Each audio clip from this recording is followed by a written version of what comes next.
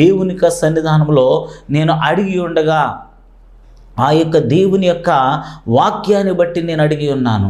దేవుని యొక్క వాక్యము రెండంచులు కలిగిన వాడి కలిగిన ఖడ్గము వలె మరి యొక్క ఎముకలను మూలుగను విభజించునంత మట్టుకు దూరుచు హృదయ ఆలోచనలను పరిశీలించుచున్నది అని వాక్యాన్ని బట్టి నేను ప్రభువుని అడిగాను. ప్రభువా, నీ వాక్యము నా ఎముకలలోనికి వెళ్ళాలి, నా నరములలోనికి వెళ్ళాలి, నా కేళ్లలోనికి వెళ్ళాలి, నా మూలుగులోనికి వెళ్ళి నన్ను ప్రోక్షించండి ప్రభు అని ప్రభువుని అడిగినప్పుడు ఆ తండ్రి అయిన దేవునితో ఒక ఒప్పందాన్ని చేసుకున్నాను. ప్రభువా, నన్ను బ్రతికిస్తే నీ సేవ చేస్తాను, లేదంటే నీ రాజ్యానికి నన్ను తీసుకెళ్ళని నేను ప్రార్థన చేశాను.